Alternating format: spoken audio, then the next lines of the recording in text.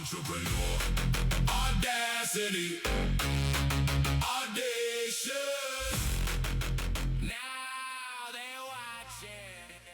Welcome back. Angie Verzeletti here. Today, I want to talk about how to overcome the fear of change. Why does change feel more dangerous than staying somewhere that's actually hurting you? Today, I want to break down why the fear of change is actually a survival response, the 3 ways it secretly shows up in your life, and the exact method I use to move through it instead of waiting for it to disappear. Personally, I've made some of the biggest changes of my life without ever feeling ready first. Not because I'm fearless. I'm not. I'm scared of a lot of things, but because I've learned how fear actually works and how to move with it instead of waiting for it to leave. Have you ever judged yourself for being scared of something you logically know would be good for you to do? Our brain isn't designed just to give us all of the happy stuff. It's actually designed to keep us safe. And safety is staying in things that are familiar. Change actually triggers us to feel unsafe. And this happens because we actually don't know the outcome that we're going to get when we go through a period of change. It's change. We don't know what's going on. You know, if you look at any change management that's gone on in a workplace or, implementing change management in workplaces is hard. And it's not because people don't understand that it's actually good for the business or good for what you're working on. It's actually our brain's wiring. And even in a workplace setting, even in things that are really good for us and we know that they're good for us, it still creates a fear response in the mind. And we can desperately want to change something, but our brain desperately, and I mean desperately, wants to keep us safe and secure, and it will tap into that. So change, even good change, registers in our nervous system as a risk because we cannot actually predict that this change is going to be safe. Logically, we may be able to okay, cool. We can see how this is going to be a good thing for us, but our brain hasn't experienced it yet. We don't know that for a fact. The thing in here is going, alarm, hello, what is happening right now? So the fear of change isn't a weakness or lack of a discipline. It's your brain doing exactly what it's designed to do, and that's keep us safe. So the goal isn't to eliminate the fear of change. It's to stop mistaking it for a stop sign. So there are 3 ways that fear actually shows up secretly as well. So here's the tricky part. Fear of change rarely looks like fear. Here's what it actually looks like. Now, depending on what you're trying to change, whether it be changing something at work, changing a process, changing culture, changing your routine, changing a habit, changing your lifestyle, relationship, car, whatever it is, our brains are wired for safety. That's our wiring. And any kind of change, whether it be a big thing or a small thing, our brain is registering. It's like, hang on a second, what's happening here? We don't like this. We can't see the future. We're not sure. And when we go through periods of change, we can get these ways that it shows up secretly, right? And it's disguised in little moments and they show up day to day, not as like a massive panic, but as quite self-sabotage of what you're trying to actually achieve. For example, prime example, you want to lose weight. You're going away on holidays, or your wedding's coming up or something's happening, right? And you're like, great, I'm going to lose 5 kilos and it's going to be great. You'll look great. You can have that intention, but then this is change. You're changing your body composition, right? So you're like, cool, I know what I need to do. Logically thought this out. I'm like, great, I'm in the spot, can do the thing. But then your brain is going like, hang on a second.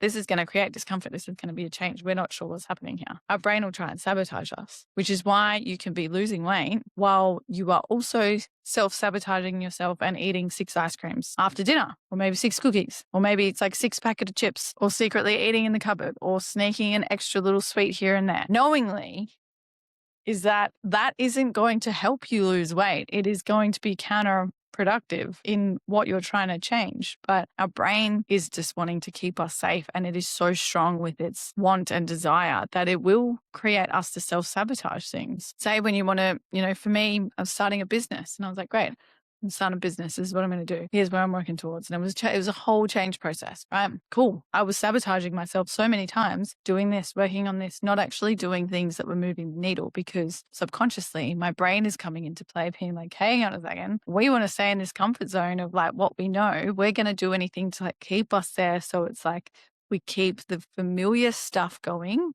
And anything that's a change, we want to avoid it. And it is like the wiring is so strong. That's something that you really need to pay attention to because it's so strong. And, now that I've highlighted it, I hope you're able to see it a lot more and pick up on it, because our brains will act way before we are even consciously aware that things are happening.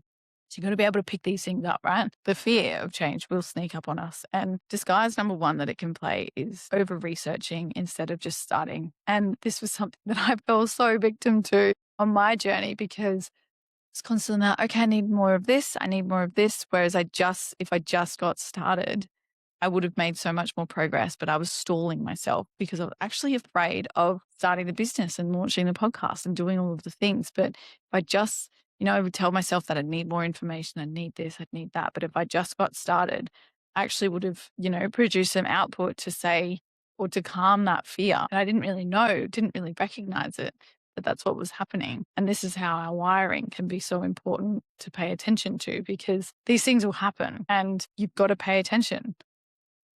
Another disguise that it can play is waiting for the perfect moment, which conveniently never arrives. And it's just another way that fear is showing up and helping you to stay stuck and avoid the change, because there is no right moment to do anything. The best time to plant a tree was 20 years ago. The best time is tomorrow. Just do it. Stop stalling. Get on with it. You don't need to be perfect from the get-go, just start and then refine the process, refine your things as soon as you start, because, and I do a lot of guest interviews and, I've read a lot of research, and just starting is the hardest part of anything, whether it be losing weight, whether it be starting a business, whether it be writing a book, whether it be overcoming an addiction. Starting is the hard part. And our brains will want to keep us avoiding just starting for as long as possible. The third disguise that comes into this is staying busy in the old version of your life. So there is no time left to build the new one. Now, this is a classic, and I mean a classic, because how often are we, I'm going to do this, I'm going to do that.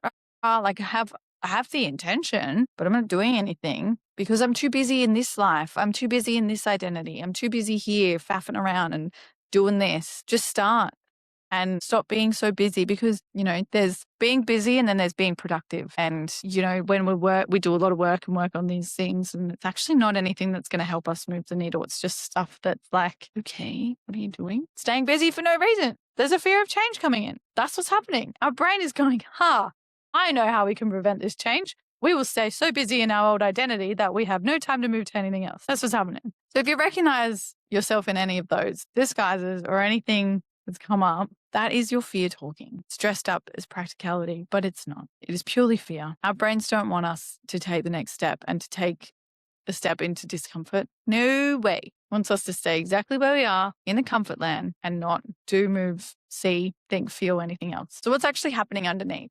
When change feels physically uncomfortable, when we go through change, it can actually trigger our fight or flight response. And that means, so what that is, it's our nervous system's response to when we're in danger.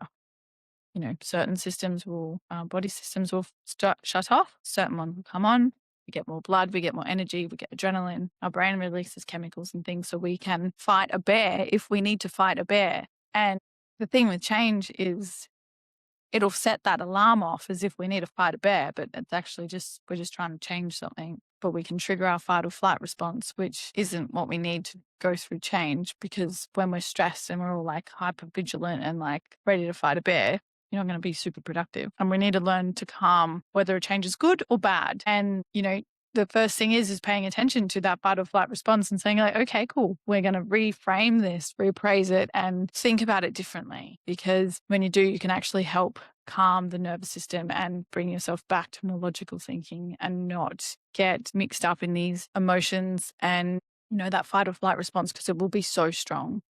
Right? It can be so strong. I know that personally. It can be really, really strong. Even towards a positive change, we can literally get that fight or flight feeling, and then we can get a freeze feeling as well. And it's just like, something's happening and nothing. No change. Sabotage. We're going to stay in this old identity. It can happen with a new relationship, a bold move, everything. It can even feel like anxiety. And it often does, because, we're so fearful of what the unknown and the uncertainty that a change brings, that instead of leaning into it, we want to do everything else to avoid it.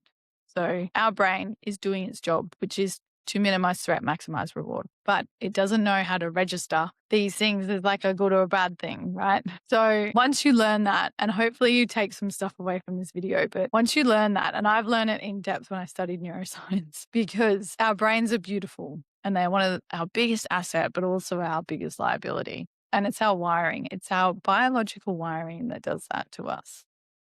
But we can't tell the difference between this is dangerous and this is just unfamiliar. We produce the same fight or flight response regardless. So it's learning to be able to reframe and think about things differently and actually make a difference with what we're trying to do or trying to look at, right? The fear is not going anywhere. So what do you actually do with it? This is where reframing comes in, or reappraisal, or looking, changing your perspective, however you want to say it. You do the same thing. It's about changing and reframing the thought pattern in your mind. So introducing a reframe when you go into a mode of change or something's happening and our brain is going into like that, holy crap, we're not safe. This is unfamiliar. I'm not too sure what I do.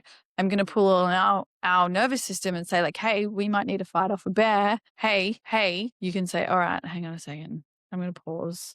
I'm going to reframe this because actually I'm just trying to start a business so I can escape my 9-to-5 job, or I'm just going to start this, or I'm doing this.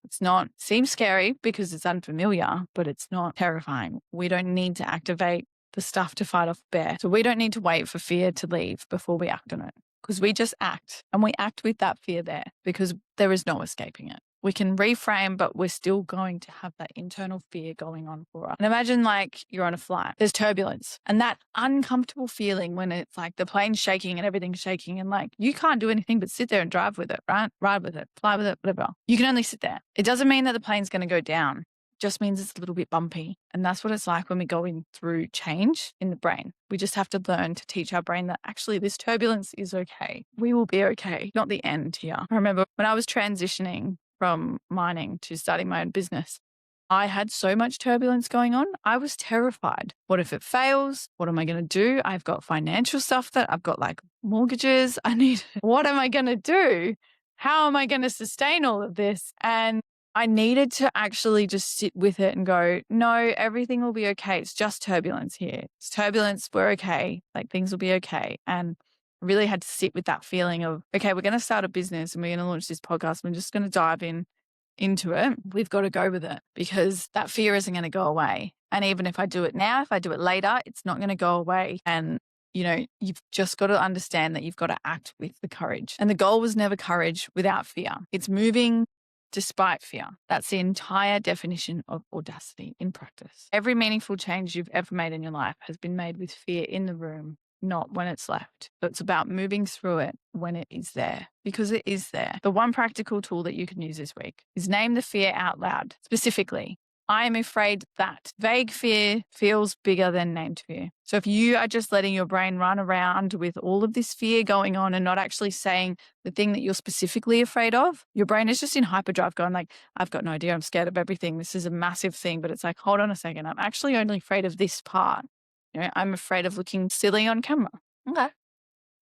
Your brain would be like, yeah, we're afraid of that. Cool. So name specifically what the fear is. Then ask, would I still take this step if I knew that fear would come with me the whole way? If the answer is yes, you don't need the fear to leave before you take that step. You just need to give it permission to come along for the ride. And this is the whole thing with change it's about knowing that fear is there and it's never going to go away, but it's about having audacity and courage to move with it and say, all right, buddy, I know this is terrifying. Get on the back. Let's go. You got to move with it. If you're struggling a bit with fear and you want to know exactly which belief system is running your fear channels and how they are sabotaging you, check out the free belief sabotage audit I've created.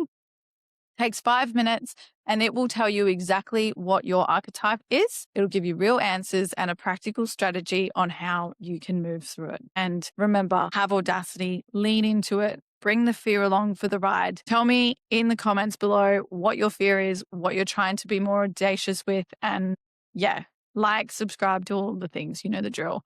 Links and everything in the show notes. And I will see you in the next episode.